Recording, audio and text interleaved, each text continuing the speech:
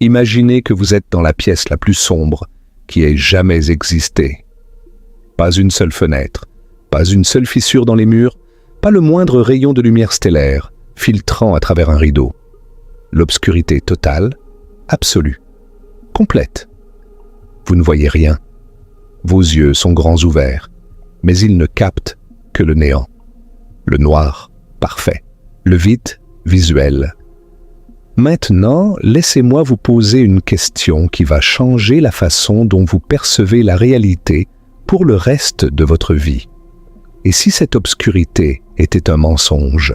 Et si ce que vous appelez le vide, le noir, le néant, était en fait l'endroit le plus peuplé, le plus bruyant, le plus extraordinairement rempli de l'univers entier?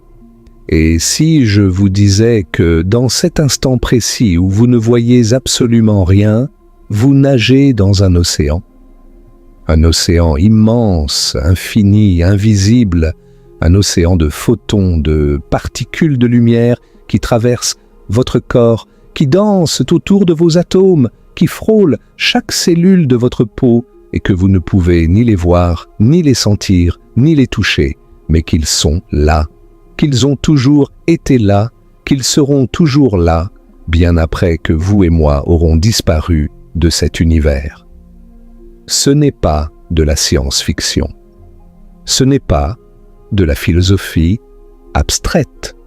Ce n'est pas une métaphore poétique. C'est de la physique pure, dure, mesurable, vérifiable, prouvée par des expériences dans les laboratoires les plus avancés du monde.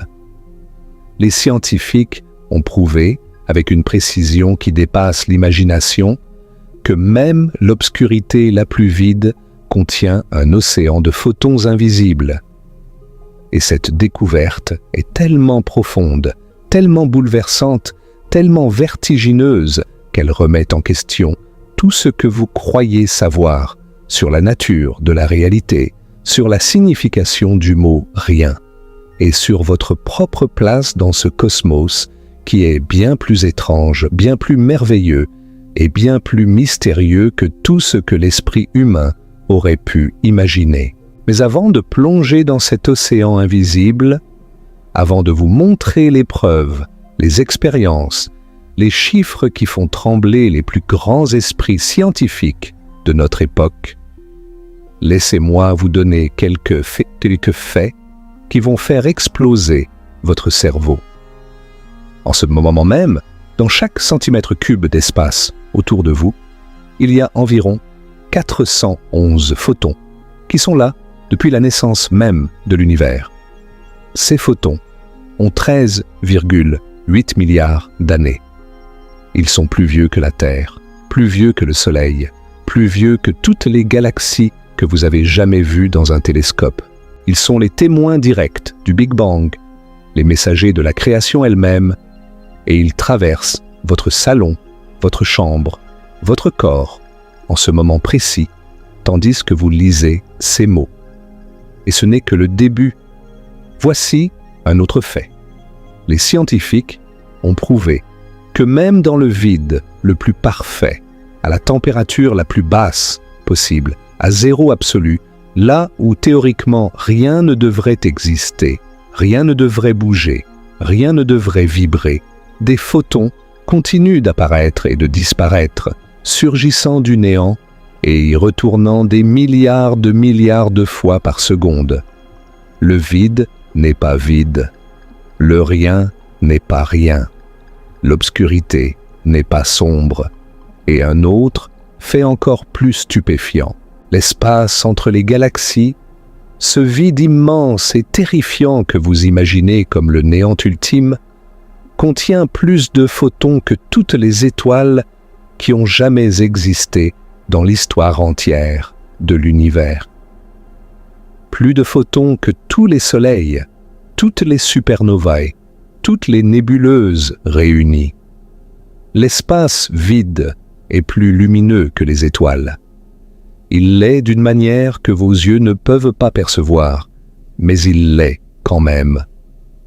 Si votre esprit est déjà en train de vaciller, si vous sentez déjà cette vertigineuse sensation de réaliser que la réalité est infiniment plus profonde que ce que vos sens vous montrent, alors accrochez-vous. Parce que ce voyage ne fait que commencer.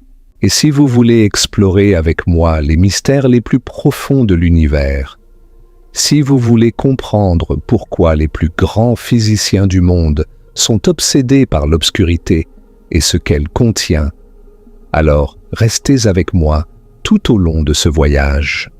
Abonnez-vous, laissez un commentaire avec votre question la plus folle sur l'univers et partagez cette vidéo avec quelqu'un qui mérite de savoir que le monde n'est pas ce qu'il semble être. Parce que ce que nous allons découvrir ensemble aujourd'hui va littéralement changer votre perception de tout. Commençons par le commencement. Commençons par la question la plus simple et la plus fondamentale. Qu'est-ce que l'obscurité? Qu'est-ce que nous voulons dire quand nous disons qu'un endroit est sombre? Pour répondre à cette question, nous devons d'abord comprendre quelque chose de crucial sur nous-mêmes, sur notre biologie, sur la machine extraordinaire mais profondément limitée que sont nos yeux humains. Vos yeux sont des instruments remarquables, c'est vrai. Ils peuvent détecter un seul photon dans des conditions optimales. Ils peuvent distinguer des millions de nuances de couleurs. Ils peuvent s'adapter à des niveaux de luminosité qui varient d'un facteur d'1 milliard. Mais malgré toute cette sophistication, vos yeux sont aveugles à la grande majorité de l'univers. Le spectre électromagnétique, c'est-à-dire l'ensemble de tous les types de lumière qui existent dans l'univers, s'étend sur une gamme incroyablement vaste. Des ondes radio, dont les longueurs d'onde font des kilomètres, aux rayons gamma, dont les longueurs d'onde sont plus petites qu'un noyau atomique. Et au milieu de tout cela, il y a une minuscule, ridiculement petite fenêtre que vos yeux peuvent détecter. La lumière visible. Elle va de 380 nanomètres, le violet, à 700 nanomètres, le rouge. C'est tout. C'est la totalité de ce que vous pouvez voir. Et si vous comparez cette petite fenêtre à l'ensemble du spectre électromagnétique, c'est comme si vous regardiez l'univers à travers une fente d'1 millimètre dans un mur qui fait des milliers de kilomètres de long. Vous voyez une tranche infinitésimale de la réalité. Et vous appelez tout le reste obscurité. Pensez-y un instant. Quand vous entrez dans une pièce sombre et que vous dites qu'il fait noir, vous ne faites pas une déclaration objective sur l'état de cette pièce. Vous faites une déclaration sur les limitations de vos propres organes sensoriels. Vous dites en réalité que vos yeux ne détectent aucun photon dans la bande de fréquence extrêmement étroite qu'ils sont capables de percevoir. Mais la pièce, elle, pourrait être absolument inondée de lumière, de photons infrarouges, de micro-ondes, d'ondes radio, de rayons ultraviolets, et vous n'en sauriez rien. Vous seriez là, debout, dans un torrent de lumière invisible, à déclarer que tout est sombre. Voici une analogie qui va vous aider à comprendre. Imaginez une personne sourde qui entre dans une salle de concert. L'orchestre joue la 9e symphonie de Beethoven à plein volume. Les violons pleurent, les trompettes rugissent, les timbales tonnent. Mais la personne sourde ne perçoit rien. Pour elle, la salle est silencieuse. Est-ce que la salle est silencieuse? Bien sûr que non. La musique est là, réelle, puissante, magnifique. C'est juste que les oreilles de cette personne ne peuvent pas la détecter. Eh bien, quand vous êtes dans une pièce sombre, vous êtes cette personne sourde dans la salle de concert. La musique de la lumière joue tout autour de vous, sur des fréquences que votre biologie ne peut pas capter. L'obscurité n'est pas l'absence de lumière. L'obscurité est l'absence de la lumière que vous pouvez voir. Cette distinction peut sembler philosophique, mais elle est absolument cruciale pour comprendre ce que les scientifiques ont découvert. Parce que pendant des millénaires, l'humanité a confondu les limites de sa perception avec les limites de la réalité. Nous avons regardé le ciel nocturne et vu des ténèbres entre les étoiles. Nous avons regardé le vide entre les atomes et imaginé du néant. Nous avons fermé les yeux et conclu qu'il ne reste rien. Et pendant tout ce temps, nous avions tort. Spectaculairement, magnifiquement, vertigineusement tort. Les civilisations anciennes avaient des intuitions à ce sujet, même si elles ne pouvaient pas les formuler en termes scientifiques. Les Grecs anciens avaient Éreb, le dieu des ténèbres primordiales, fils du chaos. Pour eux, l'obscurité n'était pas une simple absence, c'était une entité, une substance, une force cosmique. Les Égyptiens avaient Kek, la personnification de l'obscurité primordiale, qui contenait en elle le potentiel de toute la création. Dans l'hindouisme, l'obscurité cosmique précédant la création est décrite non pas comme le vide, mais comme la totalité non manifestée, un état qui contient tout, mais n'exprime rien encore. Et dans la tradition bouddhiste, le concept de shunyata, souvent traduit par vacuité, ne signifie pas le néant.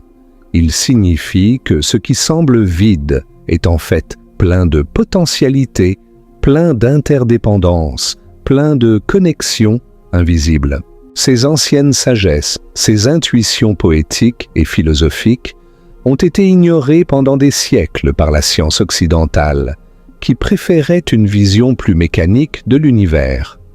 L'espace vide était vide, point. L'obscurité était l'absence de lumière, point. Le rien était rien, point final. Mais alors est venue la physique moderne. Et la physique moderne a fait quelque chose d'extraordinaire. Elle a donné raison aux mystiques anciens, non pas dans leur langage, mais dans leur intuition fondamentale. Le vide n'est pas vide. L'obscurité n'est pas sombre. Le rien est plein de tout. Et c'est la science qui le prouve.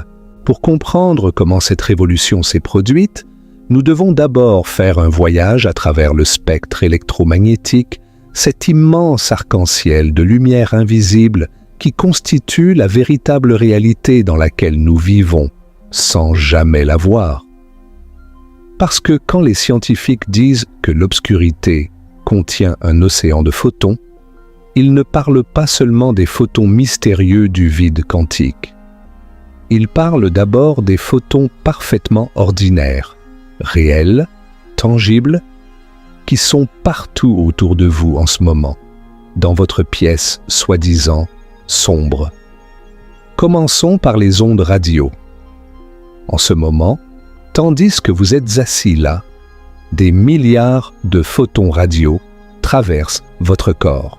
Les signaux Wi-Fi de votre routeur, les émissions de radio AM et FM des stations locales, les signaux de télévision, les communications des satellites, les transmissions des tours de téléphonie cellulaire.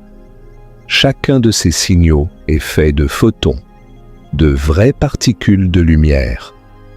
Elles sont simplement à une fréquence tellement basse, à une longueur d'onde tellement grande que vos yeux ne peuvent pas les détecter. Mais elles sont là. Si vous aviez des yeux capables de voir les ondes radio, votre pièce ne serait pas sombre du tout. Elle serait un kaléidoscope de couleurs radio, chaque fréquence brillant comme une étoile différente. Maintenant, montons en fréquence. Les micro-ondes. Vous connaissez les micro-ondes grâce à votre four, mais saviez-vous que l'univers entier baigne dans un bain de micro-ondes? Nous en parlerons en détail plus tard, car ce fond de micro-ondes cosmiques est l'une des découvertes les plus importantes de l'histoire de la science. Pour l'instant, retenez simplement ceci. Même dans le vide le plus profond de l'espace interstellaire, loin de toute étoile, loin de toute galaxie, il y a des photons micro-ondes partout. L'espace n'est jamais sombre aux yeux des micro-ondes. Ensuite, l'infrarouge. Et c'est ici que les choses deviennent vraiment personnelles. Parce que vous, oui, vous, en ce moment, vous êtes une source de lumière infrarouge. Chaque objet dont la température est au-dessus du zéro absolu émet un rayonnement thermique, et ce rayonnement est principalement dans l'infrarouge. Votre corps, à environ 37 degrés Celsius, émet en permanence une puissance d'environ 100 watts de rayonnement infrarouge. 100 watts. C'est l'équivalent d'une ampoule à incandescence. Vous brillez. Pas dans la lumière visible, mais dans l'infrarouge. Vous êtes un phare. Et ce ne sont pas juste quelques photons dispersés. Votre corps émet environ 10 puissance 20 et 1 photon infrarouge par seconde. C'est 1 milliard de billions de photons par seconde, chaque seconde de votre vie. Et ce n'est pas que vous. Les murs de votre pièce émettent aussi des photons infrarouges. Le sol, le plafond, vos meubles, votre ordinateur, votre tasse de café, votre chien, votre chat, tout ce qui a une température émet de la lumière infrarouge. Si vous pouviez soudainement voir dans l'infrarouge, une pièce sombre ne serait pas du tout sombre. Elle serait remplie d'une lueur douce et chaude, émanant de chaque surface, de chaque objet, de chaque être vivant. Les murs luiraient comme des braises douces, votre corps brûlerait comme une torche, et l'air lui-même serait teinté de cette lumière invisible. Il n'y aurait aucune obscurité, nulle part. Au-dessus de la lumière visible, nous avons l'ultraviolet. Le Soleil est une source majeure de photons ultraviolets, mais il n'est pas le seul. De nombreuses sources artificielles en émettent aussi. Et bien que la plupart des UV soient bloqués par l'atmosphère terrestre et les murs de votre maison, certains passent quand même. Puis viennent les rayons X. Oui, des rayons X traversent votre corps en ce moment, venus de sources cosmiques lointaines, de réactions nucléaires naturelles dans le sol, de la désintégration de traces de radioactivité dans les matériaux de construction, et enfin les rayons gamma, les photons les plus énergétiques de tous, produits par les événements les plus violents de l'univers, les explosions de supernovae, les collisions d'étoiles à neutrons, les jets de matière crachés par les trous noirs. Même ces photons extrêmes traversent parfois votre corps, témoins silencieux de cataclysmes cosmiques qui se sont produits à des milliards d'années-lumière de votre canapé. Maintenant, faisons un calcul qui va vraiment illustrer l'ampleur de ce qui se passe. Si vous additionnez tous les photons de toutes les fréquences qui traversent votre corps à chaque instant, les photons radio, les micro-ondes, les infrarouges, les ultraviolets, les rayons X, les rayons gamma, vous arrivez à un nombre absolument stupéfiant.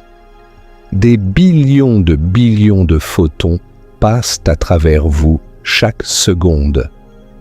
Votre corps est essentiellement transparent à la grande majorité de ces photons. Ils passent à travers vous comme si vous n'existiez pas, comme si la matière solide qui compose votre chair, vos os, vos organes n'étaient qu'un léger brouillard dans un vent de lumière cosmique, et vous ne sentez rien, vous ne voyez rien. Vous êtes assis dans ce que vous appelez l'obscurité, et vous ne vous rendez pas compte que vous êtes traversé par un torrent de lumière, qui ferait pleurer les étoiles de jalousie. C'est la première leçon de cette histoire. L'obscurité est une illusion créée par les limites de votre biologie. Le monde réel, le monde tel qu'il est vraiment, est un endroit de lumière permanente, omniprésente, incessante. Et nous n'en voyons qu'une fraction infinitésimale. Mais cette révélation, aussi spectaculaire soit-elle, n'est que la surface de l'océan, parce que ces photons réels, tangibles, mesurables, les infrarouges, les micro-ondes, les rayons gamma, ne sont que la partie la plus simple de l'histoire.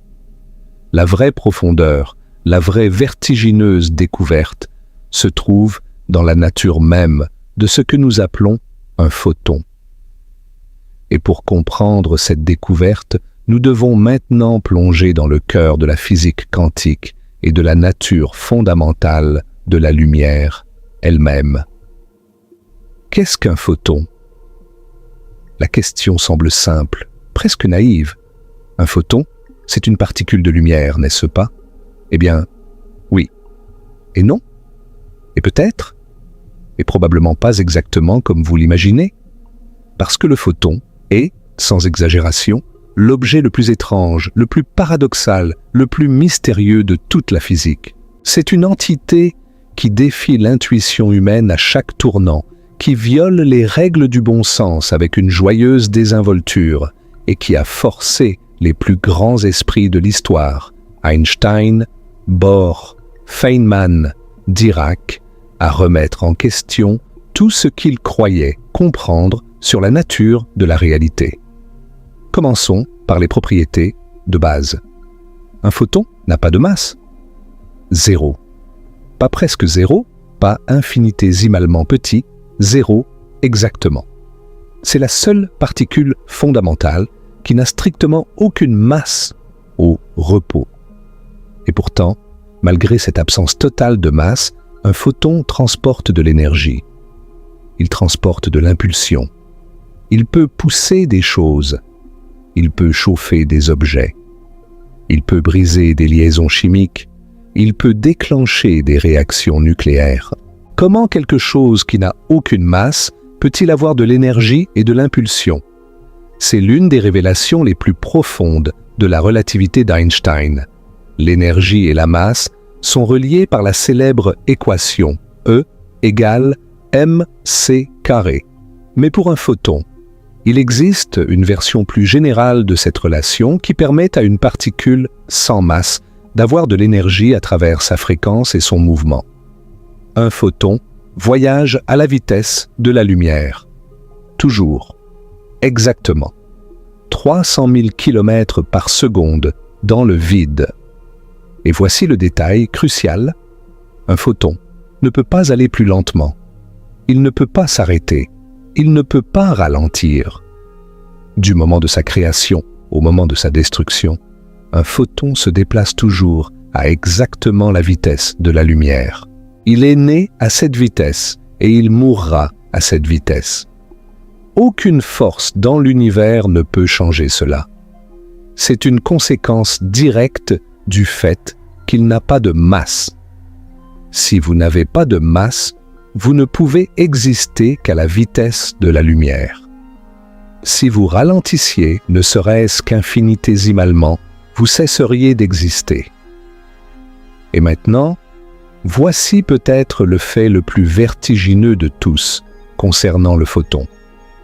Du point de vue d'un photon, s'il était possible de prendre sa perspective, ce qui est une simplification, mais, bear with me, le temps ne passe pas.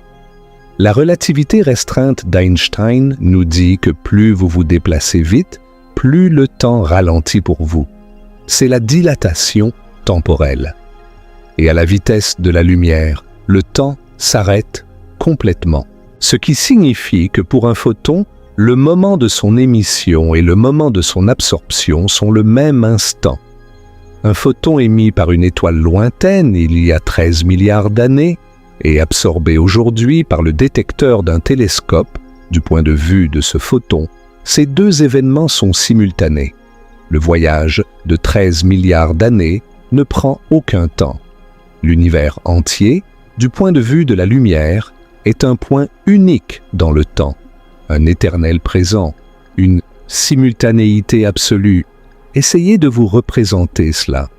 Un photon né dans les premières secondes après le Big Bang, qui a voyagé pendant 13,8 milliards d'années à travers l'espace en expansion, traversant des nuages de gaz, frôlant des galaxies, zigzagant entre les étoiles, pour finalement frapper la rétine d'un astronome sur une petite planète bleue dans un coin ordinaire d'une galaxie ordinaire. Du point de vue de ce photon, toute cette odyssée cosmique n'a duré aucun temps du tout. Il est né et mort dans le même instant. Pour lui, le Big Bang et votre œil sont le même événement.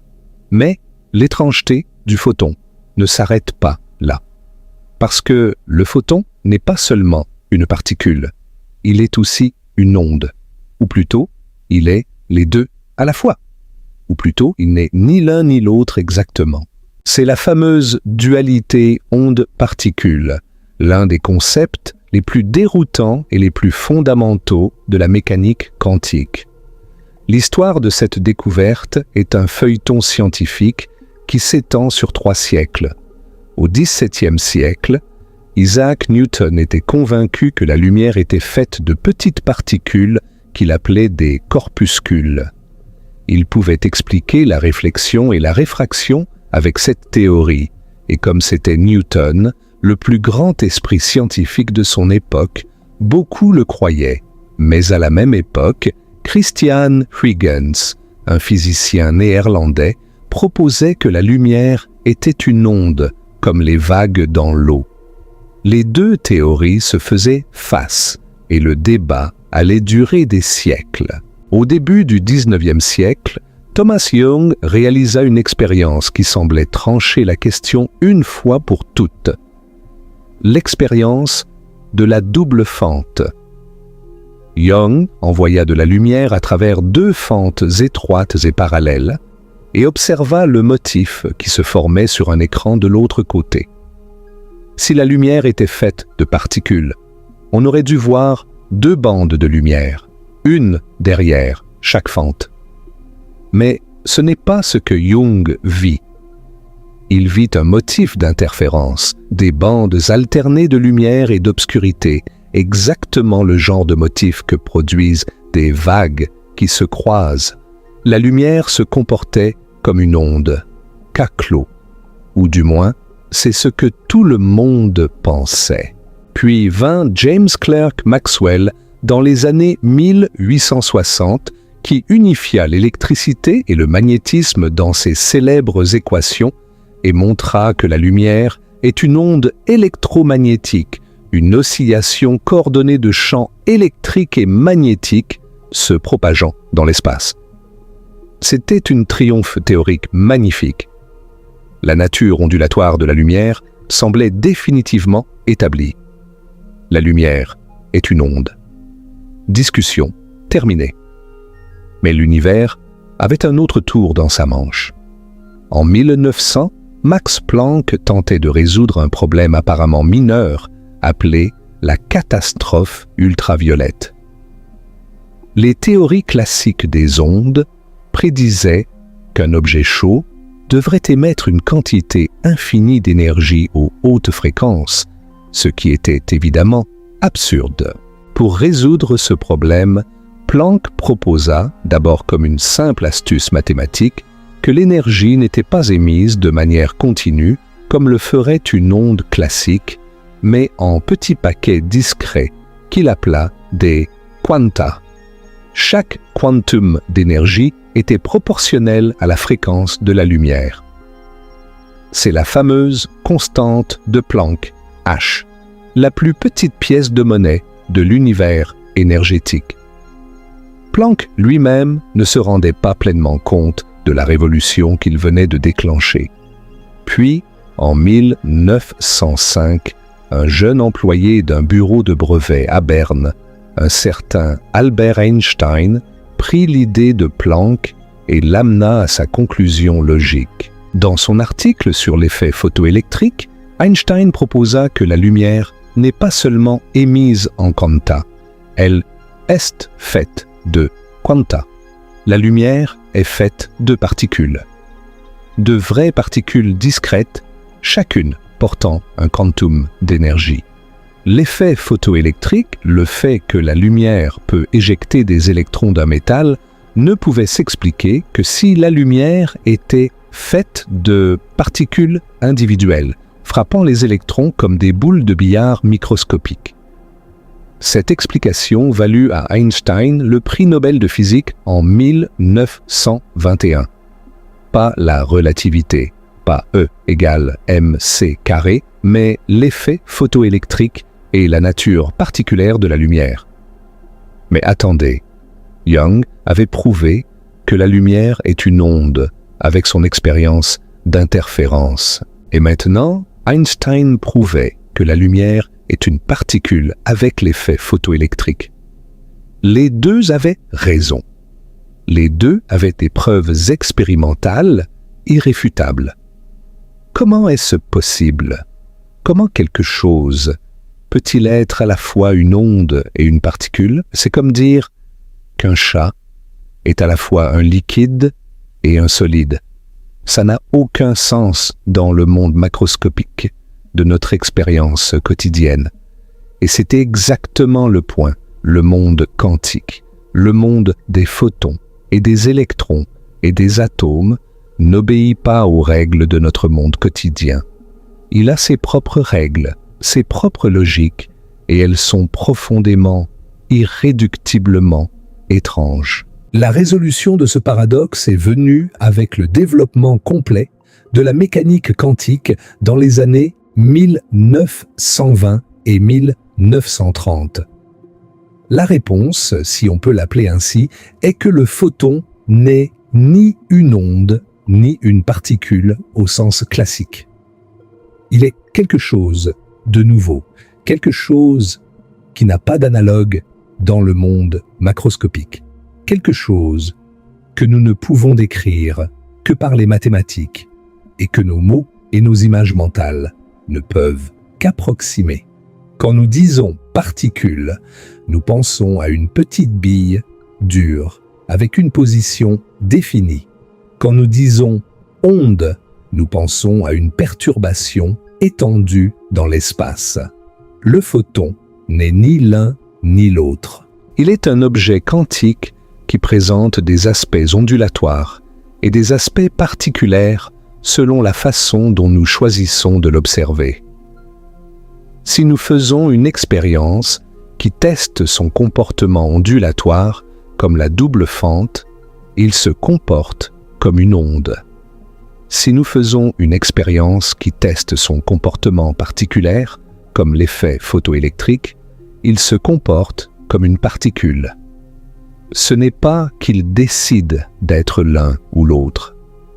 C'est que les concepts d'onde et de particules sont des approximations humaines inadéquates pour décrire la réalité quantique. Et il y a encore un détail qui rend le photon encore plus étrange.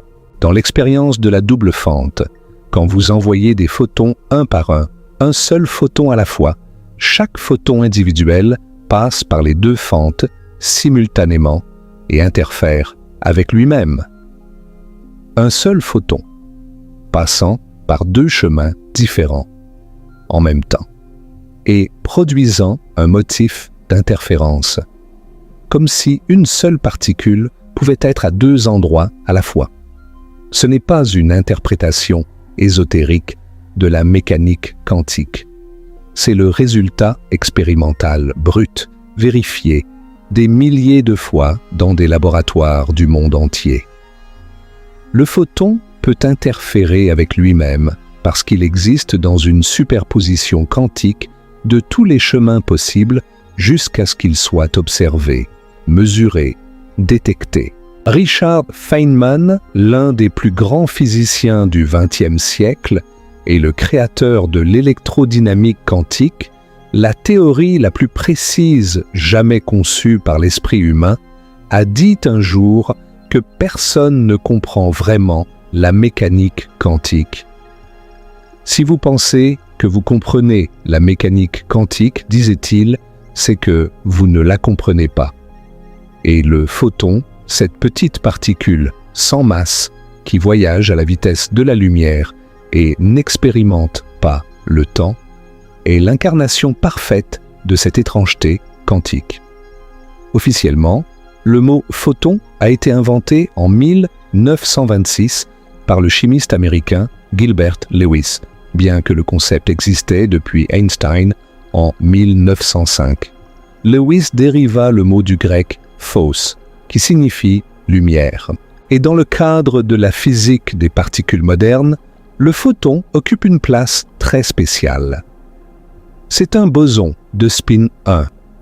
C'est le porteur de force de l'interaction électromagnétique, l'une des 4 forces fondamentales de la nature. Chaque fois que 2 particules chargées interagissent, elles le font en échangeant des photons. La lumière que vous voyez, la chaleur que vous sentez, la force qui empêche votre main de passer à travers la table, les liaisons chimiques qui maintiennent votre ADN ensemble, tout cela est médié par des photons. Le photon n'est pas seulement la lumière. Il est la colle qui maintient le monde visible ensemble. Et c'est cet objet extraordinaire, paradoxal, omniprésent, qui remplit l'obscurité. Maintenant que vous savez ce qu'est un photon, la prochaine question est: d'où viennent tous ces photons qui remplissent le vide de l'espace, la noirceur entre les galaxies, l'obscurité de votre chambre la nuit? Et la réponse à cette question nous emmène vers l'une des plus grandes découvertes scientifiques de tous les temps, une découverte qui a commencé par un problème de fiente de pigeons. Nous sommes en 1964, à Holmdel, dans le New Jersey.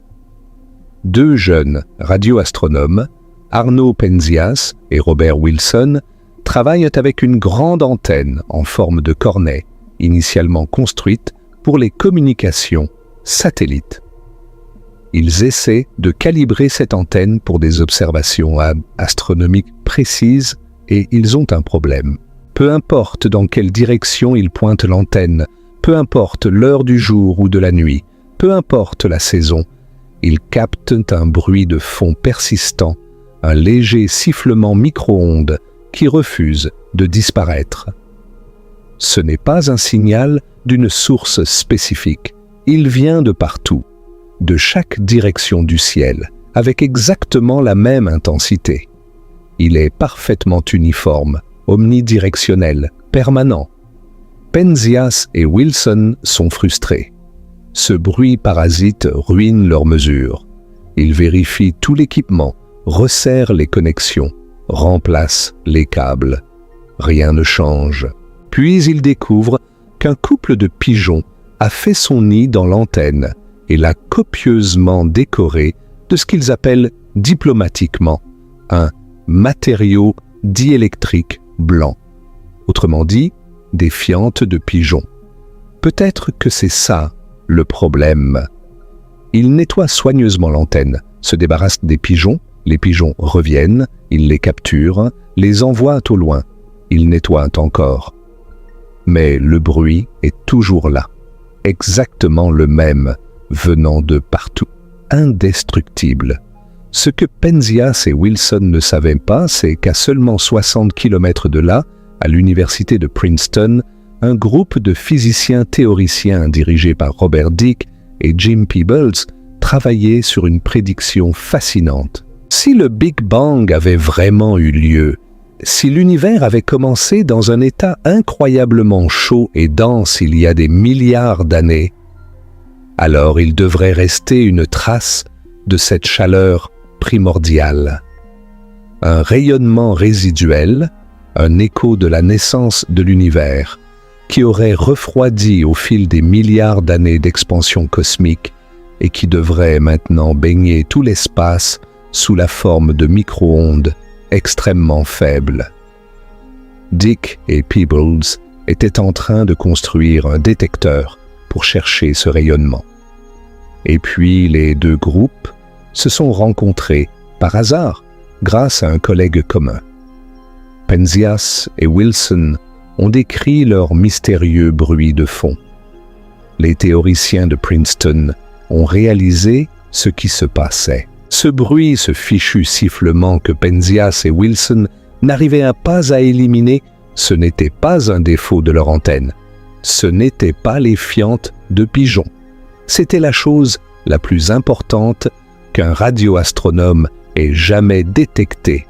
C'était la lueur rémanente du Big Bang, l'écho de la création de l'univers, la preuve directe que le cosmos était né dans un brasier de lumière, il y a 13,8 milliards d'années. Et cette lumière était toujours là, partout, dans chaque direction, dans chaque centimètre cube d'espace.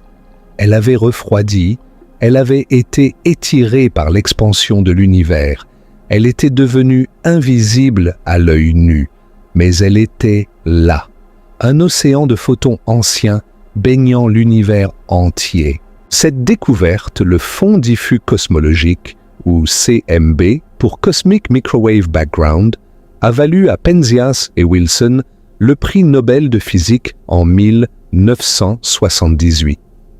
Et elle a transformé notre compréhension de l'univers de manière permanente et irréversible.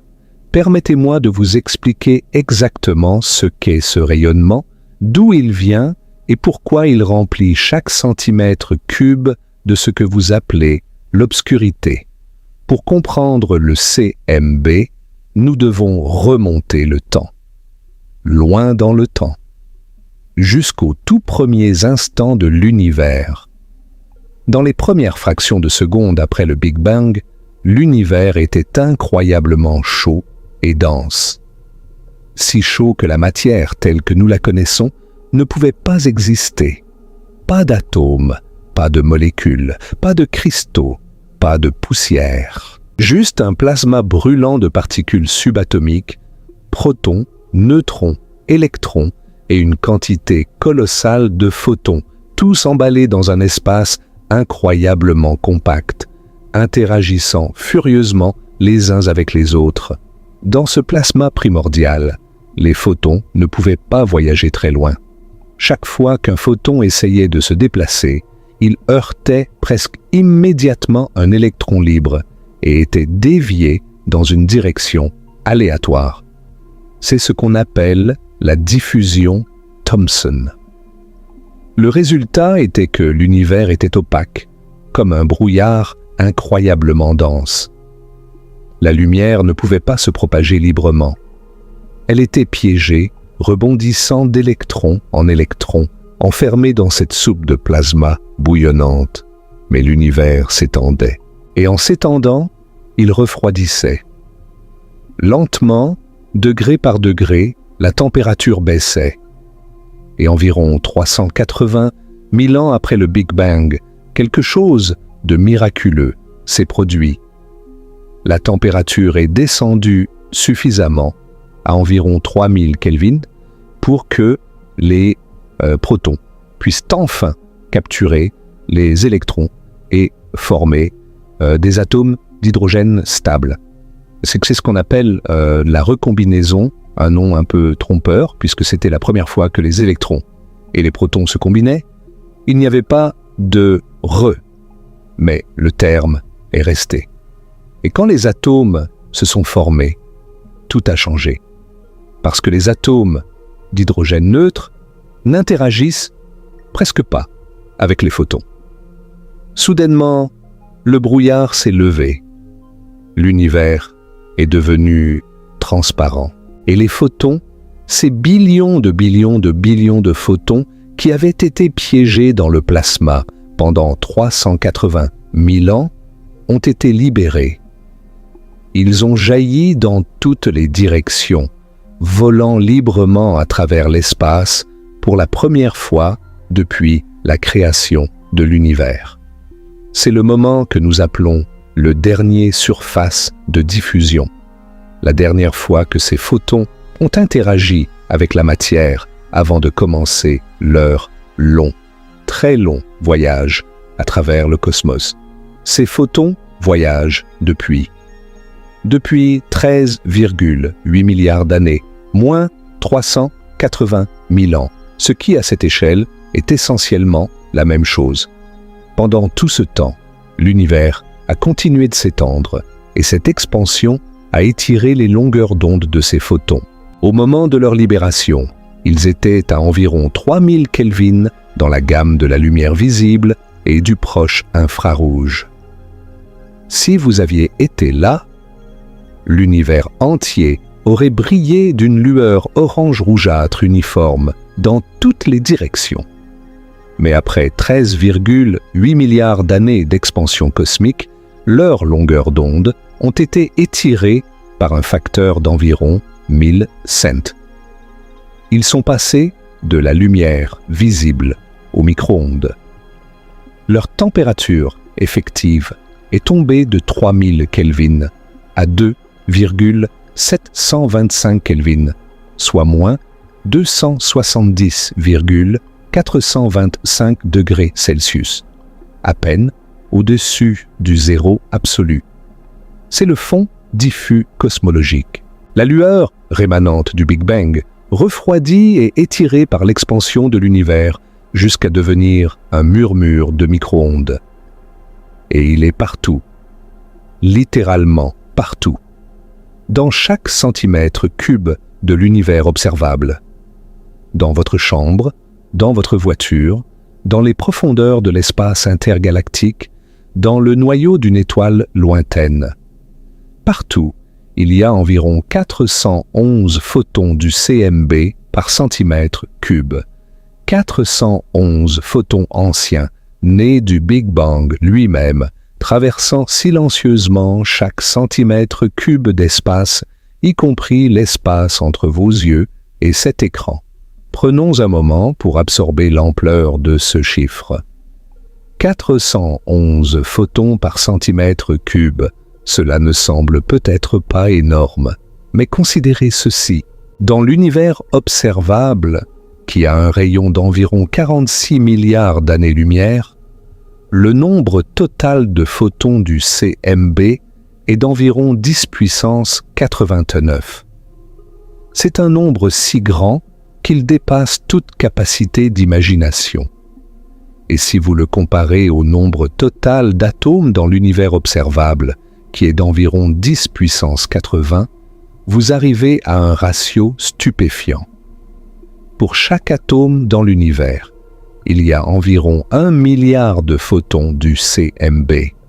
1 milliard de photons pour chaque atome. L'univers n'est pas fait de matière. L'univers est fait de lumière. De lumière ancienne, invisible, omniprésente, qui surpasse la matière dans un rapport d'1 milliard contre 1. Après la découverte initiale par Penzias et Wilson, les scientifiques ont voulu étudier le CMB en beaucoup plus de détails, et ce qu'ils ont trouvé les a émerveillés. La première mission spatiale dédiée au CMB a été COBE, le Cosmic Background Explorer, lancé en 1989. COBE a confirmé que le spectre du CMB est un spectre de corps noir parfait, exactement le type de rayonnement thermique prédit par la théorie du Big Bang.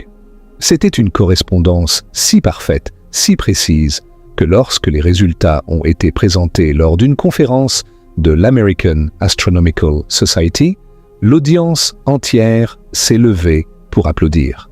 Ce n'est pas quelque chose qui arrive souvent dans les conférences de physique, mais COBE a découvert quelque chose d'encore plus important. Le CMB n'est pas parfaitement uniforme. Il y a de minuscules fluctuations de température, de l'ordre d'une partie sur 100 000. Des endroits qui sont très légèrement plus chauds ou plus froids que la moyenne.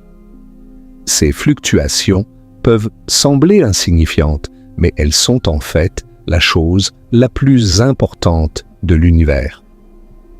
Parce que ces minuscules variations de température correspondent à de minuscules variations de densité dans le plasma primordial. Les endroits légèrement plus denses avaient une gravité légèrement plus forte. Au fil du temps, cette gravité légèrement plus forte a attiré de la matière supplémentaire, qui a augmenté la gravité, qui a attiré encore plus de matière, dans un processus d'amplification qui a duré des millions et des milliards d'années. Et à la fin, ces minuscules grumeaux dans le plasma primordial sont devenus les galaxies, les amas de galaxies et toute la structure à grande échelle de l'univers que nous observons aujourd'hui. Autrement dit, les fluctuations dans le CMB sont les graines de toute la structure cosmique. Elles sont le plan architectural de l'univers. Chaque galaxie, y compris notre Voie lactée, chaque étoile, y compris notre Soleil, chaque planète, y compris notre Terre, chaque être vivant, y compris vous et moi, peut tracer son origine jusqu'à ces minuscules fluctuations dans le bain de photons primordial. Nous sommes, au sens le plus littéral et le plus profond, les enfants de la lumière du Big Bang. Après COBE, 2 missions encore plus sophistiquées ont suivi. WMAP, le Wilkinson Microwave Anisotropy, probe lancée en 2001 et Planck lancée en 2009 par l'Agence spatiale européenne. Chacune a cartographié le CMB avec une résolution et une précision croissantes, révélant les détails les plus fins de ces fluctuations primordiales.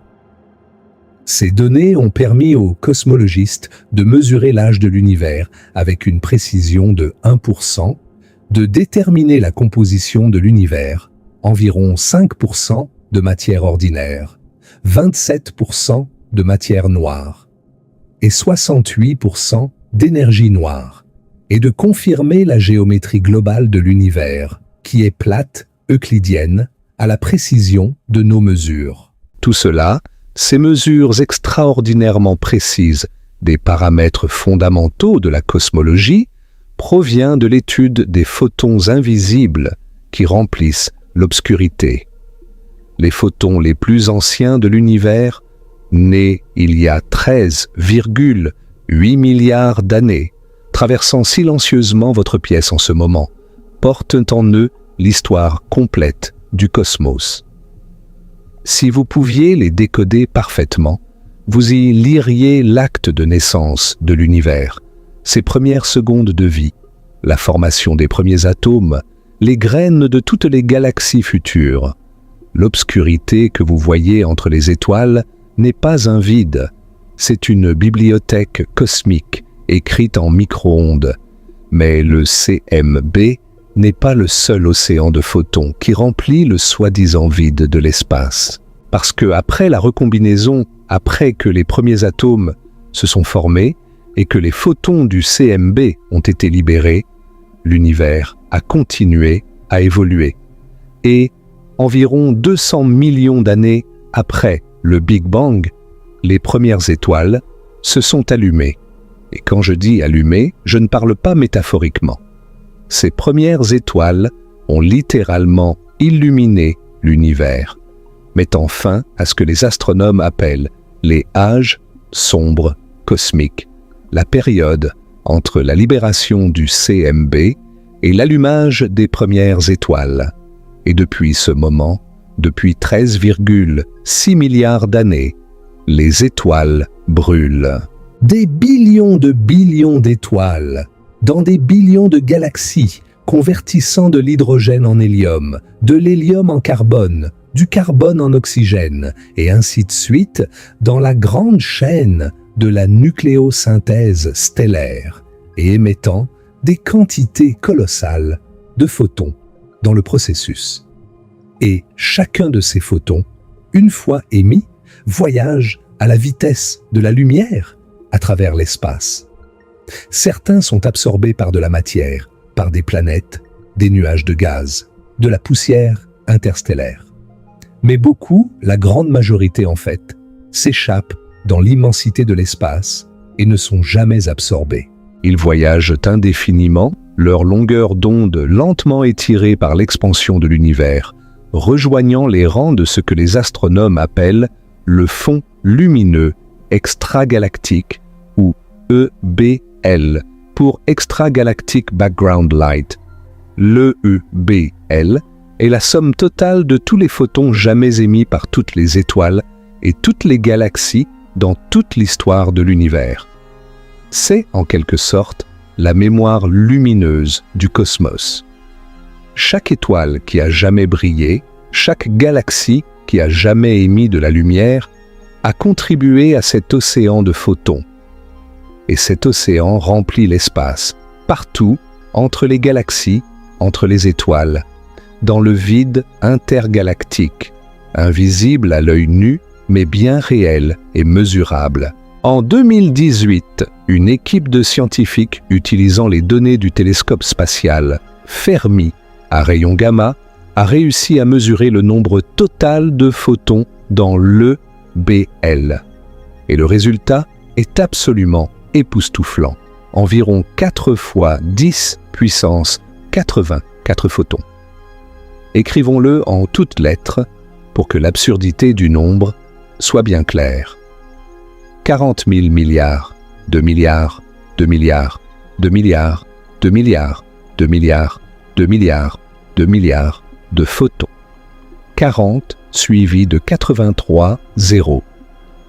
C'est le nombre de photons produits par toutes les étoiles de l'histoire de l'univers et qui flottent encore dans l'espace en ce moment. Comment les scientifiques ont-ils réussi à compter ces photons invisibles? C'est une histoire d'ingéniosité expérimentale remarquable. La méthode repose sur un phénomène de la physique des hautes énergies appelé la production de paires.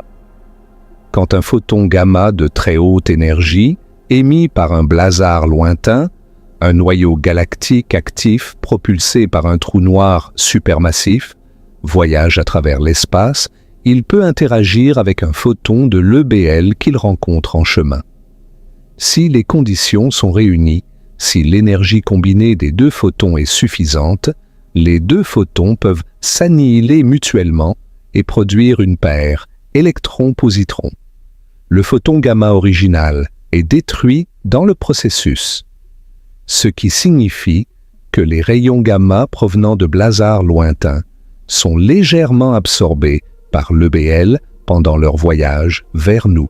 Plus le blazar est lointain, plus le photon gamma doit traverser 2 BL et plus il est susceptible d'être absorbé. En mesurant systématiquement l'absorption des rayons gamma provenant de blazars à différentes distances, les scientifiques de l'équipe Fermi ont pu reconstruire la densité de l'EBL dans tout l'univers et remonter dans le temps jusqu'aux premières étoiles. C'est comme si, en mesurant à quel point un faisceau de lumière est atténué par un brouillard, vous pouviez déduire exactement la densité et la composition de ce brouillard.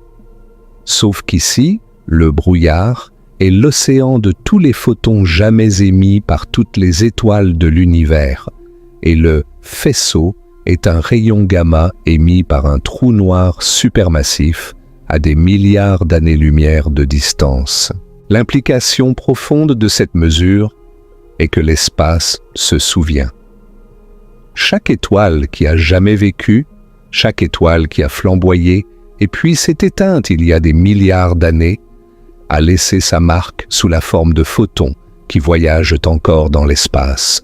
La lumière d'étoiles mortes depuis des milliards d'années est toujours là, traversant l'univers, passant à travers votre corps en ce moment, invisible à vos yeux, mais réel et mesurable. L'espace entre les galaxies n'est pas vide.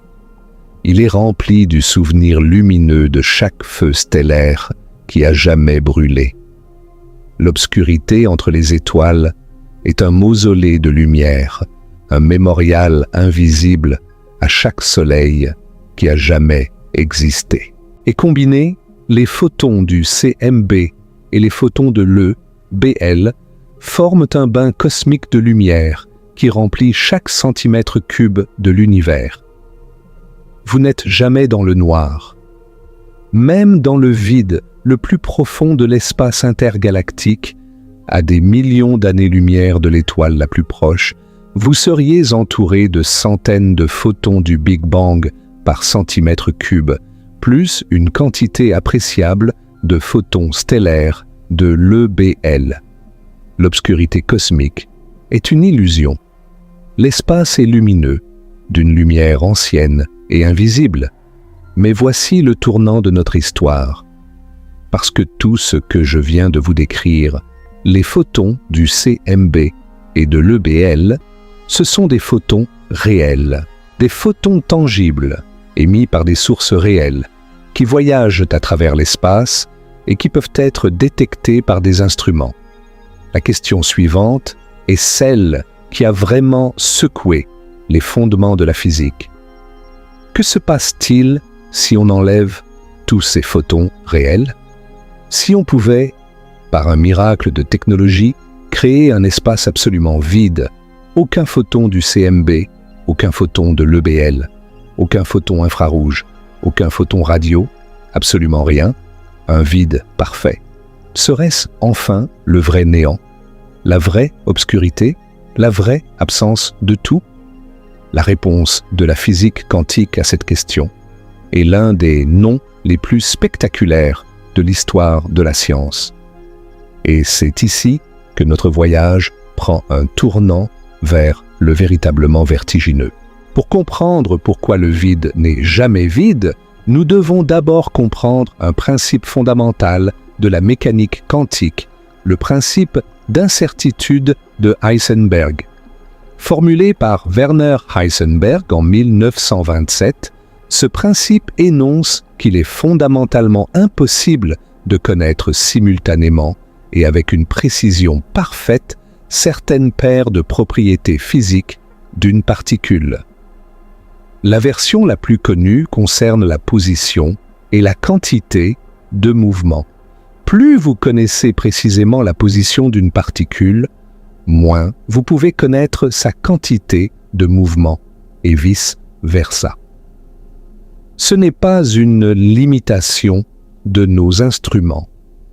Ce n'est pas un défaut de nos techniques de mesure.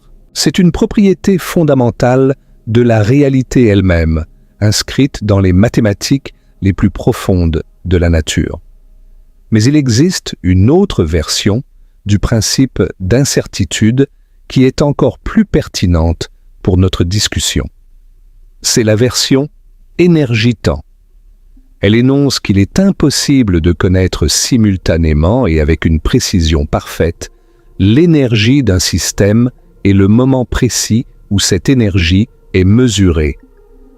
Plus vous essayez de mesurer l'énergie d'un système avec précision, plus le temps nécessaire à cette mesure est grand.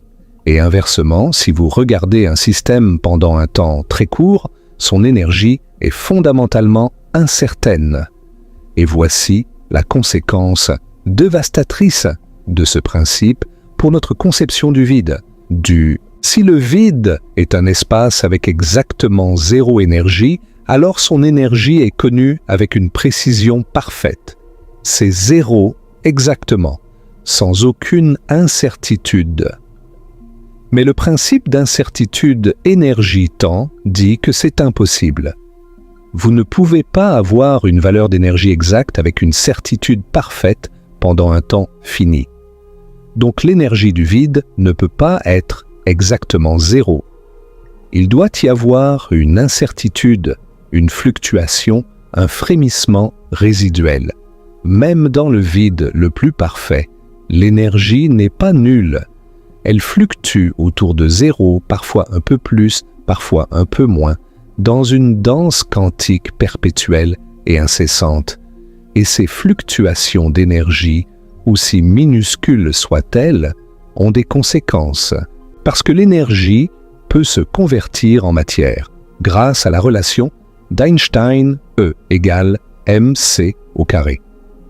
Ce qui signifie que dans le vide, l'énergie fluctuante peut momentanément se manifester sous forme de particules.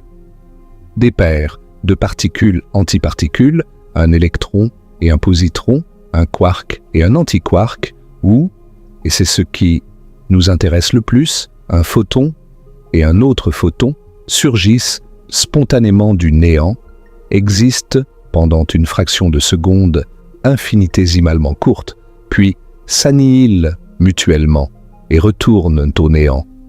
Encore et encore, sans cesse, à chaque point de l'espace, à chaque instant du temps.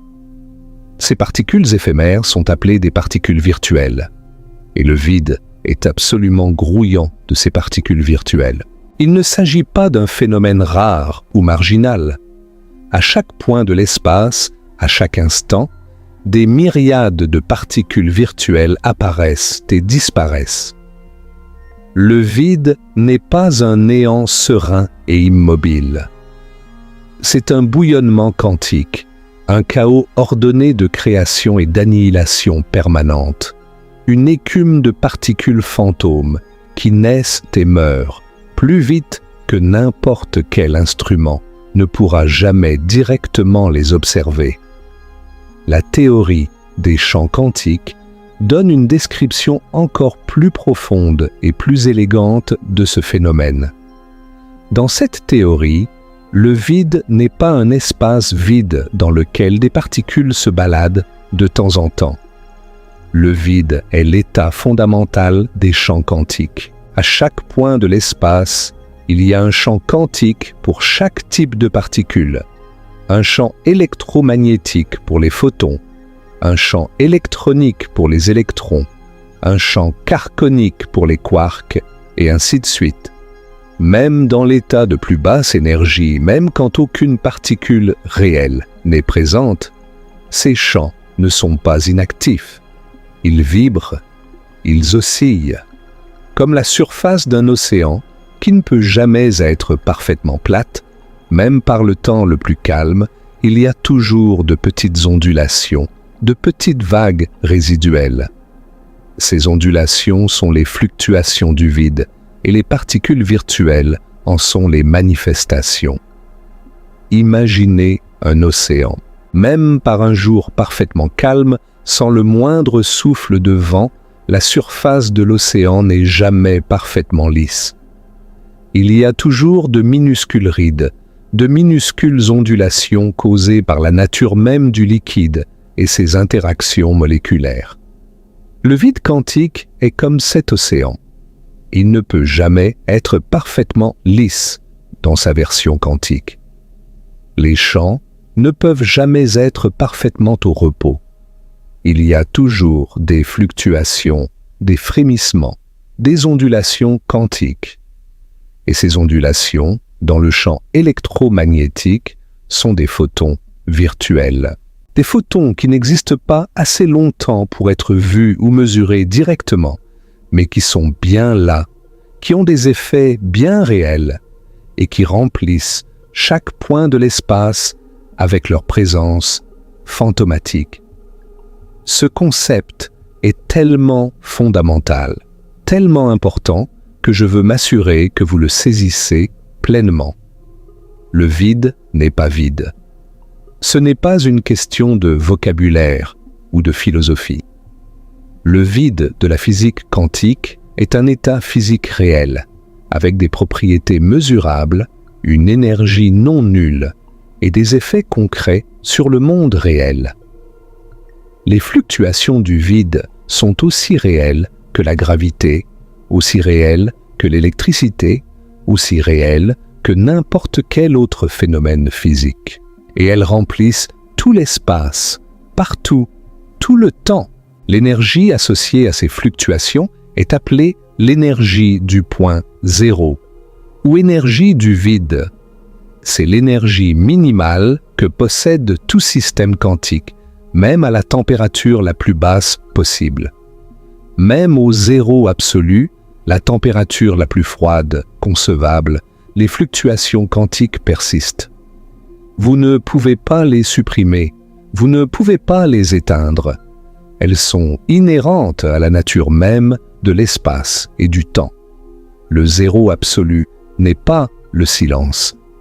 C'est le murmure minimal de la réalité quantique, irréductible et éternel. Maintenant, vous pourriez être tenté de penser que tout cela est très joli en théorie, mais que les particules virtuelles et les fluctuations du vide ne sont que des artifices mathématiques, des tours de passe-passe dans les équations qui n'ont pas de réalité physique.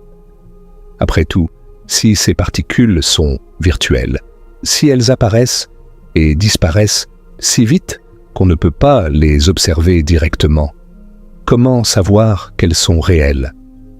C'est une question tout à fait légitime.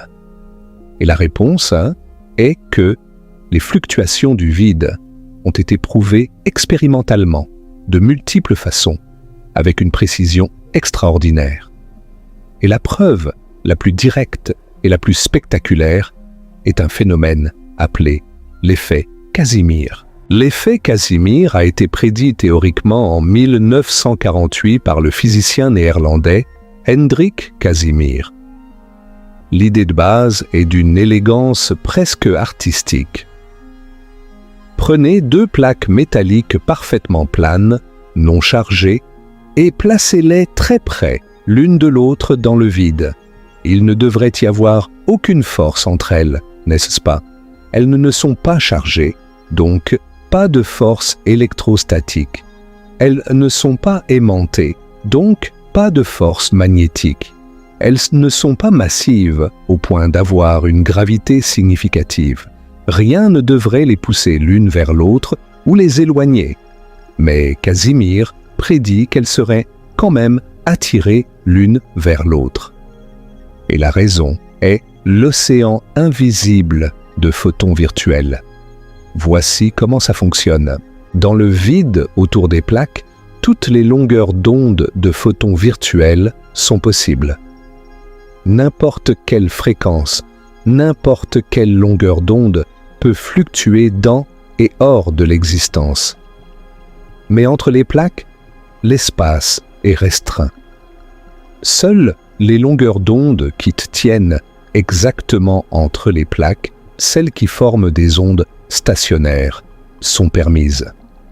Les longueurs d'onde trop grandes pour tenir entre les plaques ne peuvent pas exister dans cet espace confiné. Donc, entre les plaques, il y a moins de modes de fluctuation possibles qu'à l'extérieur. Moins de types de photons virtuels peuvent exister entre les plaques qu'autour d'elles. Et comme les photons virtuels exercent une pression de radiation du vide, le résultat est un déséquilibre. Il y a plus de pression photonique à l'extérieur des plaques qu'entre elles. Et cette différence de pression pousse les plaques l'une vers l'autre. Deux morceaux de métal, dans un vide parfait, sans aucune force conventionnelle entre eux, se rapprochent l'un de l'autre, poussés par rien, ou plutôt poussés par l'océan invisible de photons virtuels qui exercent une pression plus forte à l'extérieur qu'à l'intérieur. C'est un concept qui devrait vous donner le vertige. Le néant, le vide absolu, le rien le plus parfait que la technologie humaine puisse créer, exerce une force mesurable. Le rien pousse des objets physiques. Le rien a de la pression. Le rien a de l'énergie. Le rien fait des choses. La prédiction de Casimir est restée une curiosité théorique pendant plusieurs décennies, difficile à vérifier expérimentalement à cause des forces incroyablement petites impliquées et de la difficulté de positionner des plaques avec une précision suffisante. Mais en 1997, Steve Lamoureux, de l'Université de Washington, réalisa la première mesure de précision de l'effet Casimir. Au lieu de deux plaques planes, il utilisa une plaque et une sphère, une configuration géométrique qui s'avère être techniquement plus facile à manipuler, et mesura la force entre elles avec un pendule de torsion extraordinairement sensible. Et le résultat correspondait à la prédiction de Casimir à environ 5% près.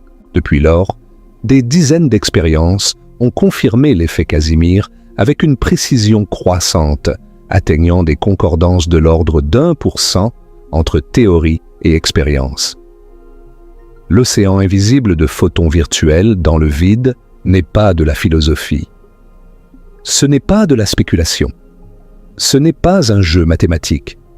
C'est un fait expérimental mesuré en laboratoire avec des instruments de précision. Les photons virtuels sont réels. Aussi réels que la gravité qui vous maintient assis dans votre chaise. Et ils remplissent chaque centimètre cube d'espace, même le vide le plus parfait que nous puissions concevoir. Mais l'effet Casimir statique n'est que la moitié de l'histoire. Parce qu'il y a aussi l'effet Casimir dynamique, et celui-ci est encore plus spectaculaire. L'effet Casimir statique démontre que les photons virtuels exercent une force. L'effet Casimir dynamique démontre que les photons virtuels peuvent être convertis en photons réels. Vous pouvez littéralement créer de la lumière à partir du vide, à partir de rien, en secouant un miroir assez vite. Voici l'idée. Si vous prenez un miroir et que vous le déplacez très rapidement, si rapidement qu'il se déplace à une fraction appréciable de la vitesse de la lumière, alors le miroir interagit avec les fluctuations du vide d'une manière qui arrache des photons virtuels au vide et les convertit en photons réels. C'est un peu comme quand vous agitez votre main très vite dans l'eau calme. L'eau était là avant, sous forme d'un potentiel tranquille, mais en bougeant votre main assez vite, vous créez des vagues réelles, des éclaboussures réelles, de vraies perturbations tangibles dans ce qui était auparavant un état de repos. L'effet Casimir dynamique fait la même chose avec les fluctuations du vide. Le mouvement rapide du miroir perturbe le vide quantique et génère de vrais photons observables. En pratique, aucun miroir physique ne peut être déplacé à une fraction significative de la vitesse de la lumière. C'est tout simplement trop rapide. Mais en 2011, des chercheurs de l'Université de technologie Chalmers en Suède ont trouvé une astuce géniale. Au lieu de déplacer un miroir physique, ils ont utilisé un SQUID, un dispositif d'interférence quantique supraconducteur, pour créer un miroir effectif dont la position pouvait être modulée électroniquement à des fréquences allant jusqu'à environ 10% de la vitesse de la lumière. Et ça a marché. Ils ont détecté des photons réels émergeant du vide, de vrais photons, mesurables, détectables, créés à partir de rien d'autre que les fluctuations du vide quantique. Pensez à l'énormité de cette réalisation. Des scientifiques ont littéralement créé de la lumière à partir de l'obscurité, à partir du vide, à partir du rien. Ils ont secoué l'espace vide et la lumière en est sortie. Ce n'est pas de la magie, ce n'est pas de la science-fiction, c'est de la physique vérifiée expérimentalement, publiée dans les journaux scientifiques les plus prestigieux du monde. Le vide contient de la lumière. Et si vous le perturbez de la bonne manière, cette lumière se manifeste. Et si la conversion de photons virtuels en photons réels vous semble extraordinaire, préparez-vous, car nous allons maintenant explorer un phénomène encore plus profond et plus déstabilisant. Un phénomène qui démontre que la nature même de l'obscurité et de la lumière, du vide et du plein, dépend de la façon dont vous bougez. Un phénomène qui montre que ce qui est rien pour un observateur peut être quelque chose pour un autre. Bienvenue dans l'univers de l'effet Unruh. En 1976, le physicien canadien William Unruh a fait une prédiction théorique qui a ébranlé les fondements de la physique. Il a montré que si un observateur accélère uniformément à travers le vide qui est parfaitement vide et sombre, pour un observateur au repos ne sera pas vide pour l'observateur en accélération.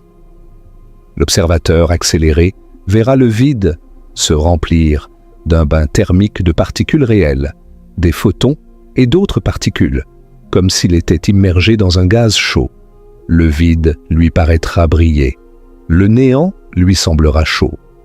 L'obscurité sera devenue luminosité, et ce n'est pas que l'observateur accéléré hallucine ou que ses instruments sont défaillants.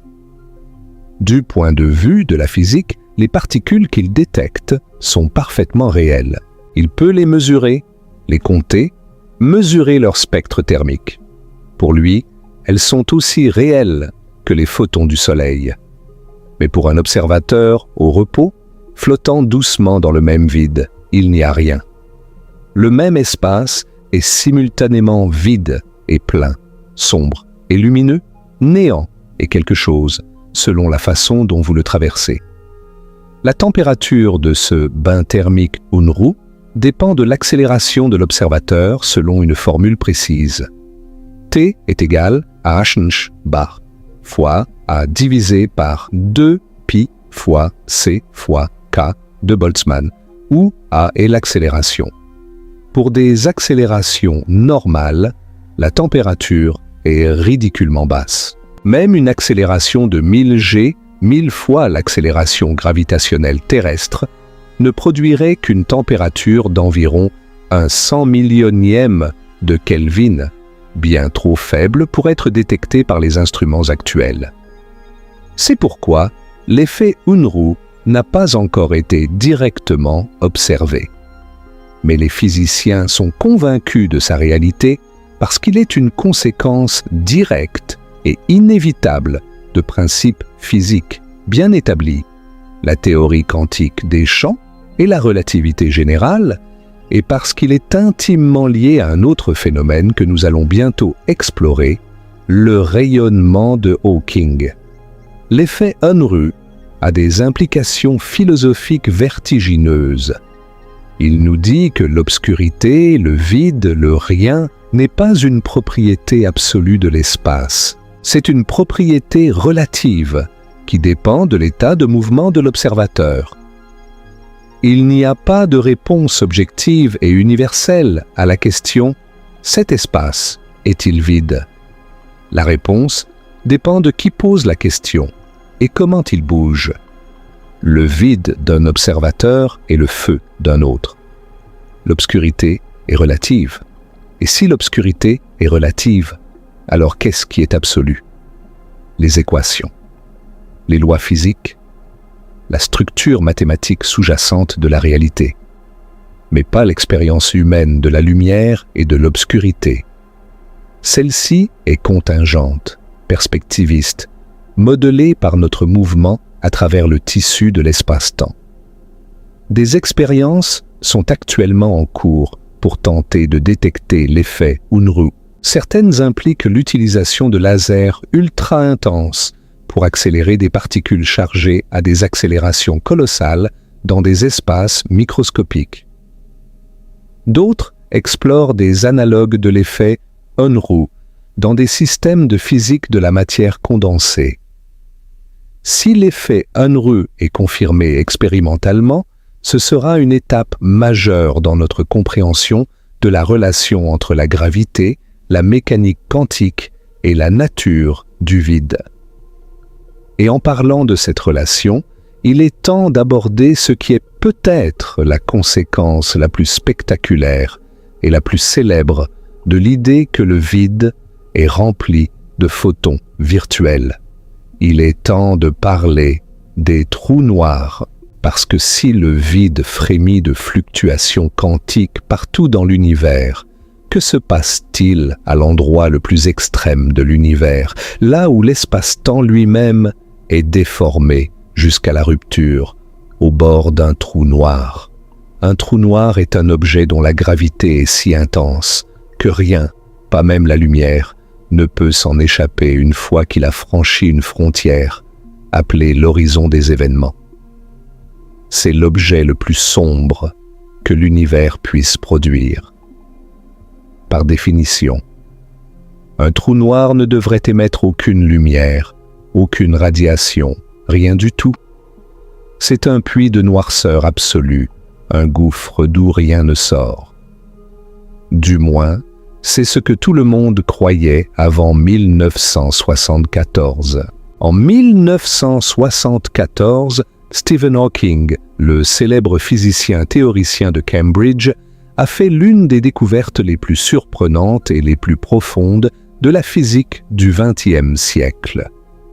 En appliquant les principes de la mécanique quantique à l'horizon des événements d'un trou noir, Hawking a montré que les trous noirs ne sont pas vraiment noirs. Ils brillent, ils émettent un rayonnement thermique, une lueur fantomatique de particules et de photons que nous appelons maintenant le rayonnement de Hawking. Les objets les plus sombres de l'univers produisent de la lumière. Voici comment cela fonctionne, en version simplifiée. Comme nous l'avons vu, le vide quantique produit constamment des paires de particules virtuelles, une particule et son antiparticule, qui apparaissent brièvement, puis s'annihilent. Ce processus se produit partout dans l'espace, y compris juste au bord de l'horizon des événements d'un trou noir. Normalement, les deux particules de la paire se retrouvent et s'annihilent presque instantanément. Mais à l'horizon des événements, quelque chose de spécial peut se produire. Il est possible que l'une des particules de la paire tombe à l'intérieur du trou noir, au-delà de l'horizon des événements, tandis que l'autre s'échappe vers l'extérieur. La particule qui s'échappe est maintenant une vraie particule. Elle n'a plus de partenaire pour s'annihiler. Elle s'envole dans l'espace, emportant de l'énergie avec elle. Et cette énergie doit venir de quelque part. Elle vient du trou noir lui-même. La particule qui est tombée dans le trou noir avait, dans un sens technique de la physique, une énergie négative, et elle a réduit la masse du trou noir en tombant dedans. Le résultat net est que le trou noir a perdu un peu de masse, et une particule réelle a été créée à partir du vide au bord de l'horizon. Ce processus, répété des billions de fois, produit un flux constant de particules et de photons émanant de l'horizon des événements. C'est le rayonnement de Hawking. Et il a les propriétés d'un rayonnement thermique, comme la lumière émise par un corps chaud. Le trou noir a une température, et il rayonne comme un objet chaud. C'est une idée absolument stupéfiante. Un trou noir, l'objet le plus sombre de l'univers, brille. Il est chaud. Il émet de la lumière. Et cette lumière est créée par les fluctuations du vide quantique, par l'océan invisible de photons virtuels, perturbés par la courbure extrême de l'espace-temps au bord du trou noir. La température d'un trou noir est inversement proportionnelle à sa masse. Les gros trous noirs sont froids et les petits trous noirs sont chauds.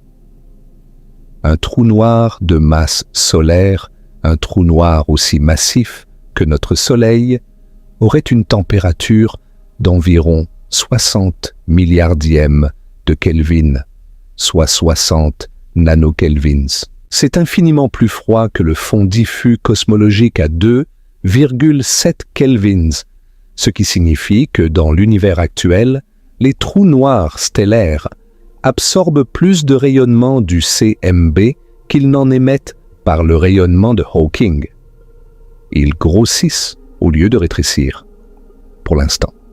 Mais des trous noirs plus petits seraient plus chauds.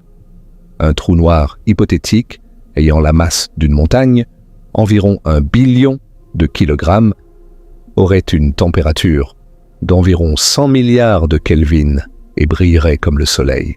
Et un trou noir microscopique de la masse d'un grain de poussière serait si chaud qu'il émettrait une explosion cataclysmique de rayonnement gamma et d'autres particules, s'évaporant complètement en une fraction de seconde dans un flash de lumière éblouissant. Parce que c'est l'autre grande conséquence du rayonnement de Hawking. Puisque les trous noirs émettent de l'énergie, ils perdent de la masse. Et s'ils perdent de la masse, ils finissent par disparaître. Les trous noirs s'évaporent, lentement, incroyablement lentement pour les gros trous noirs, mais inéluctablement. Un trou noir de masse solaire mettrait environ 10 puissance 67 ans à s'évaporer. C'est un nombre inimaginablement grand, bien au-delà de l'âge actuel de l'univers, qui n'est que de 14 milliards d'années environ. Et les trous noirs supermassifs au centre des galaxies, qui peuvent peser des milliards de masses solaires, mettraient de l'ordre de 10 puissance 100 ans à s'évaporer, 100. Un googol d'années. Mais le processus est inexorable. Dans le futur très très très lointain de l'univers, quand toutes les étoiles se seront éteintes, quand toute la matière se sera désintégrée ou sera tombée dans des trous noirs, quand l'univers ne sera plus qu'un vide froid et sombre, parsemé de trous noirs isolés, ces trous noirs eux-mêmes finiront par s'évaporer. Et dans leurs derniers instants, ils s'évaporeront de plus en plus vite, leur température augmentant à mesure qu'ils rétrécissent, jusqu'à une explosion finale de lumière. Les toutes dernières lueurs dans l'univers mourant ne seront pas les dernières étoiles.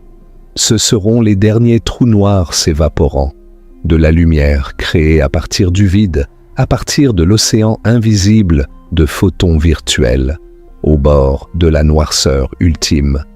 C'est la poésie cosmique la plus profonde que je connaisse. Les objets les plus sombres de l'univers finissent par devenir les dernières sources de lumière. L'obscurité produit la lumière. Le vide engendre le réel. Et même quand tout le reste aura disparu, les fluctuations du vide continueront perpétuellement, éternellement. L'océan invisible de photons virtuels survivant à toutes les étoiles, à toutes les galaxies, à tout ce qui a jamais existé. Le rayonnement de Hawking soulève aussi l'un des plus grands mystères non résolus de la physique théorique, le paradoxe de l'information des trous noirs. L'idée est la suivante. Quand de la matière tombe dans un trou noir, toute l'information sur ce qu'était cette matière, sa composition, sa structure, sa quantité de mouvement, semble être perdue derrière l'horizon des événements. Mais quand le trou noir s'évapore par le rayonnement de Hawking, le rayonnement qui en sort est thermique, aléatoire, et ne semble pas contenir d'informations sur ce qui est tombé dans le trou noir. L'information semble avoir été détruite. Or, un principe fondamental de la mécanique quantique, l'unitarité, stipule que l'information ne peut jamais être détruite. L'information doit être conservée. Il y a donc un conflit apparent entre la mécanique quantique et la relativité générale, les deux piliers de la physique moderne, et ce conflit est cristallisé dans le paradoxe de l'information des trous noirs. Ce paradoxe est au cœur de la quête d'une théorie de la gravité quantique, une théorie qui unifierait la mécanique quantique et la relativité générale. Des progrès significatifs ont été réalisés ces dernières années, notamment grâce au principe holographique, à la correspondance ADS/CFT et aux travaux sur les surfaces de Ryu Takayanagi et les entropies d'entanglement. Mais le mystère n'est pas encore complètement résolu. Et il tourne autour de la question fondamentale que nous explorons dans cette vidéo. Que se passe-t-il quand le vide quantique, avec son océan de photons virtuels, rencontre la géométrie extrême de l'espace-temps au bord d'un trou noir? La réponse complète à cette question pourrait bien être la clé de la prochaine grande révolution en physique. Et maintenant, retournons du côté le plus petit des choses, du côté des atomes et des électrons, pour voir comment l'océan invisible de photons virtuels affecte la matière de manière directe et mesurable, parce que les fluctuations du vide ne se contentent pas de pousser des plaques métalliques ou de faire briller des trous noirs. Elles changent littéralement les propriétés des atomes. Et deux expériences en particulier l'ont démontré avec une précision spectaculaire. La première est le décalage de Lamb. En 1947, le physicien américain Willis Lamb réalisa une mesure extrêmement précise des niveaux d'énergie de l'atome d'hydrogène. Selon la théorie de Dirac, la formulation relativiste de la mécanique quantique, développée dans les années 1920, deux niveaux d'énergie particuliers de l'hydrogène, les niveaux 2s 1,5 et 2p 1,5, devraient avoir exactement la même énergie. Ils devraient être parfaitement dégénérés, comme disent les physiciens. Mais Lamb découvrit qu'ils ne l'étaient pas. Il y avait une différence minuscule mais mesurable, un décalage d'environ 1000 MHz. D'où venait ce décalage? La réponse, développée par Hans Bethe, Richard Feynman, Julian Schwinger et Shinichiro Tomonaga, est que les photons virtuels du vide quantique interagissent avec l'électron de l'hydrogène. L'électron n'est pas simplement assis tranquillement dans son orbite. Il est constamment bombardé par les fluctuations du vide, par des photons virtuels qui apparaissent et disparaissent autour de lui. Ces interactions font trembler légèrement l'électron, le déplaçant de manière aléatoire sur de minuscules distances. Ce tremblement quantique, ce qu'on appelle la Zitterbewegung, modifie légèrement l'énergie de l'électron et produit le décalage de Lamb. Les photons virtuels, ces fantômes du vide, changent littéralement les niveaux d'énergie des atomes. Ils affectent la structure même de la matière. Ce n'est pas un effet marginal ou un détail académique. C'est un effet mesurable, mesuré avec une précision extraordinaire et qui ne peut s'expliquer que par l'existence des fluctuations du vide. Willis Lamb a reçu le prix Nobel de physique en 1955 pour cette découverte. La deuxième preuve spectaculaire est le moment magnétique anormal de l'électron. L'électron, en tant que particule chargée en rotation, possède un moment magnétique, c'est-à-dire qu'il se comporte comme un minuscule aimant. La théorie de Dirac prédit que le facteur G de l'électron, une mesure de l'intensité de ce moment magnétique, devrait être exactement égal à 2. Mais les mesures expérimentales montrent qu'il est légèrement supérieur à 2, environ 2,002319,3. Cette petite déviation, ce 0,0023 de plus que ce que prédit la théorie de base, est causée par les interactions de l'électron avec les photons virtuels du vide. Quand un électron émet et absorbe des photons virtuels, quand il interagit avec le bouillonnement incessant du vide quantique, son moment magnétique est légèrement modifié. La théorie qui prédit cette modification avec une précision extrême est l'électrodynamique quantique, ou QED, développée dans les années 1940 par Feynman, Schwinger et Tomonaga, qui ont partagé le prix Nobel de physique en 1965 pour ce travail. Et la précision de la prédiction de la QED pour le moment magnétique anormal de l'électron est, sans exagération, la plus grande réussite quantitative de l'histoire de la science.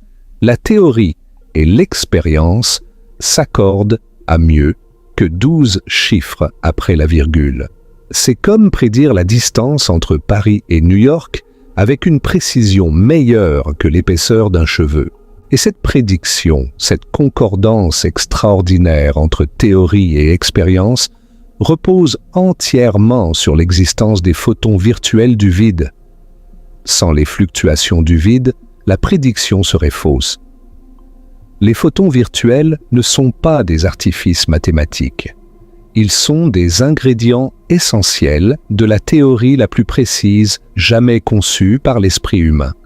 Pour visualiser ces interactions, les physiciens utilisent des diagrammes de Feynman, un langage pictural inventé par Richard Feynman qui représente les interactions entre particules comme des dessins de lignes et de vertex. Dans un diagramme de Feynman, chaque interaction électromagnétique implique l'échange de photons virtuels. Quand deux électrons se repoussent, c'est parce qu'ils échangent un photon virtuel.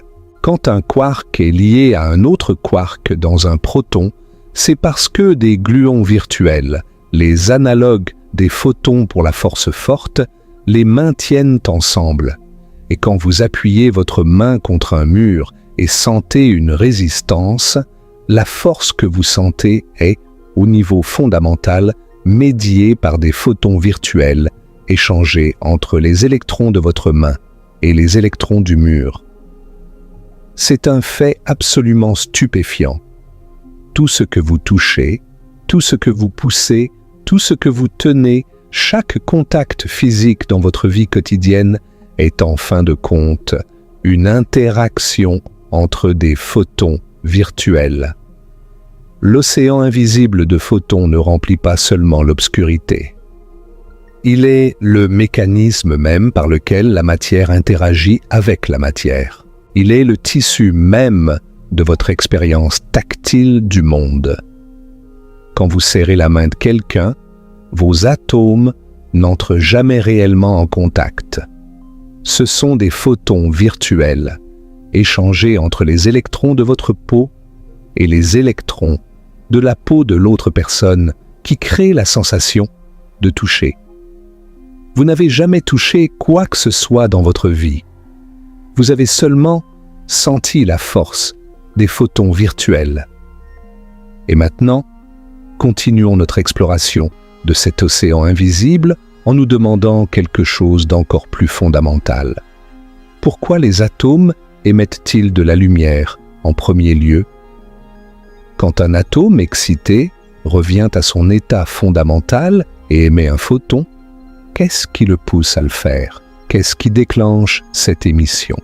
La réponse, et elle va probablement vous surprendre, est que c'est l'océan invisible de photons virtuels du vide qui est responsable. En physique classique, un électron dans un état excité d'un atome devrait y rester indéfiniment, à moins qu'il ne soit perturbé par une force extérieure. Si l'atome est isolé dans le vide, complètement seul, sans aucune influence extérieure, il n'y a aucune raison classique pour que l'électron change de niveau d'énergie. Il devrait rester excité pour toujours. Mais en pratique, les atomes excités retombent spontanément à leur niveau d'énergie inférieur en émettant des photons. C'est l'émission spontanée, le processus par lequel les étoiles brillent, les ampoules s'allument et les lucioles phosphorent. Et ce processus ne peut pas être expliqué par la physique classique. La mécanique quantique, et plus spécifiquement la théorie quantique des champs, fournit l'explication. Ce qu'on appelle l'émission spontanée n'est pas vraiment spontanée. Elle est stimulée par les fluctuations du vide. Les photons virtuels qui grouillent dans le vide quantique interagissent avec l'électron excité et le poussent à effectuer la transition vers un niveau d'énergie inférieur. L'émission spontanée est en réalité une émission stimulée par le vide lui-même. Les implications de cela sont immenses. Si le vide était vraiment vide, si les fluctuations du vide n'existaient pas, les atomes excités ne retomberaient jamais à leur état fondamental. Ils ne produiraient jamais de lumière. Les étoiles ne brilleraient pas. la lumière du soleil n'existerait pas. La photosynthèse n'aurait jamais commencé. La vie n'aurait jamais évolué. Vous n'existeriez pas. Je n'existerais pas. Rien de ce que vous connaissez n'existerait. L'océan invisible de photons virtuels dans le vide n'est pas un détail intéressant de la physique. C'est la raison pour laquelle l'univers est lumineux. C'est la raison pour laquelle la lumière existe. Les fluctuations du vide sont la mère de tous les photons visibles. Chaque rayon de soleil, chaque lueur d'étoile, chaque flash de lumière dans l'univers a été engendré par la perturbation subtile du vide quantique. L'obscurité crée la lumière. Le vide engendre le rayonnement. Le rien est la source de tout. Albert Einstein avait en partie compris cela dans ses travaux de 1917 sur les coefficients A et B de l'interaction lumière-matière. Il avait introduit le concept d'émission spontanée comme un postulat, un fait empirique, sans explication mécanique. Mais la théorie quantique des champs, développée dans les décennies suivantes, a fourni cette explication mécanique. L'émission spontanée est causée par les fluctuations du point zéro du champ électromagnétique. Le vide n'est pas un spectateur passif de la physique, il est un acteur, un participant, un initiateur. Et c'est son activité invisible, son frémissement incessant, qui met en mouvement les processus les plus fondamentaux de la nature. Mais les photons ne sont pas les seuls habitants invisibles de l'univers. L'obscurité qui vous entoure contient d'autres océans, d'autres populations, de particules fantômes, qui sont tout aussi réelles et tout aussi omniprésentes. Pour compléter notre tableau de l'invisible, nous devons parler des neutrinos, de la matière noire, de l'énergie noire et des ondes gravitationnelles. Parce que l'univers est beaucoup plus peuplé que ce que même les photons seuls nous laissent imaginer. Commençons par les neutrinos. Les neutrinos sont des particules élémentaires extrêmement légères, neutres et incroyablement élusives. Elles interagissent si peu avec la matière ordinaire qu'un neutrino pourrait traverser une année-lumière de plomb solide sans être absorbé. Et pourtant, ils sont partout. Le Soleil en produit des quantités colossales par la fusion nucléaire dans son noyau. Environ 65 milliards de neutrinos solaires traversent chaque centimètre carré de votre peau, chaque seconde. Vous êtes littéralement bombardé de neutrinos en ce moment et vous n'en sentez absolument rien. Mais les neutrinos les plus fascinants pour notre histoire sont ceux du fond cosmique de neutrinos, le CNUB, l'analogue neutrinique du CMB. Tout comme les photons du CMB ont été libérés lors de la recombinaison environ 380 000 ans après le Big Bang, les neutrinos du CNUB se sont découplés de la matière environ 1 seconde après le Big Bang, quand l'univers avait encore une température d'environ 10 milliards de Kelvin. C'est beaucoup plus tôt que le découplage des photons, ce qui signifie que les neutrinos du CNUB sont les messagers les plus anciens de l'univers, plus anciens que les photons du CMB de 380 000 ans. Aujourd'hui, ces neutrinos primordiaux se sont refroidis jusqu'à une température d'environ 1,95 Kelvin, encore plus froid que les photons du CMB. Et leur densité est d'environ 330 neutrinos par centimètre cube, partout dans l'univers. Ils n'ont jamais été directement détectés, et leur détection reste l'un des grands défis technologiques de la physique expérimentale. Mais les physiciens sont convaincus de leur existence parce que les modèles cosmologiques qui les prédisent fonctionnent si bien par ailleurs.